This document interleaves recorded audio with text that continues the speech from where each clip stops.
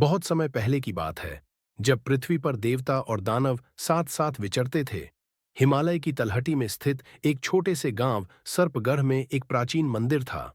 इस मंदिर में तक्षक नाग की मूर्ति स्थापित थी, जिसे गांव वाले देवता की तरह पूजते थे।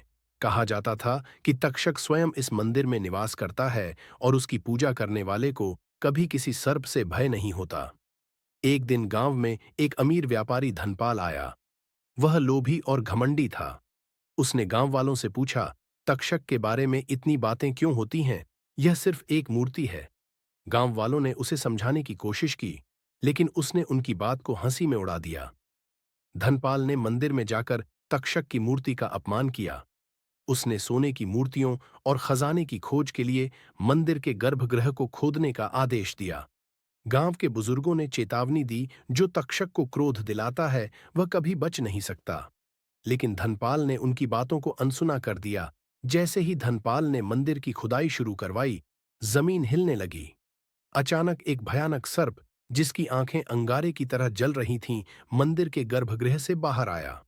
यह तक्षक स्वयं था। उसका आकार इतना विशाल था कि उसने पूरा आकाश ढक लिया।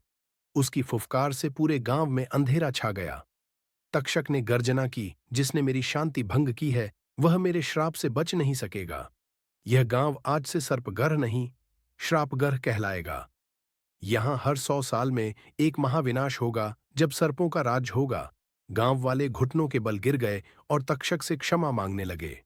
उन्होंने कहा, हमने कुछ भी गलत नहीं किया, कृपया हमें इस श्राप से बचाएं। तक्षक ने कहा, तुम्हारा अपराध यह है कि तुमने अन्याय होते देखा और चुप रहे। फिर भी मैं तुम्हें एक अवसर देता हूं। हर 100 साल में जब विनाश का समय आएगा, एक निडर और सच्चा व्यक्ति इस श्राप को समाप्त कर सकता है।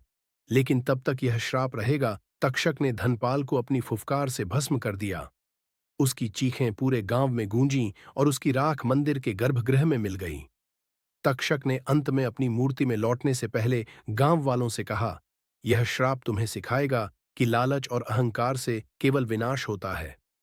तब से गांव हर 100 साल में उस निडर व्यक्ति का इंतजार करता है, जो तक्षक के श्राप को समाप्त कर सके।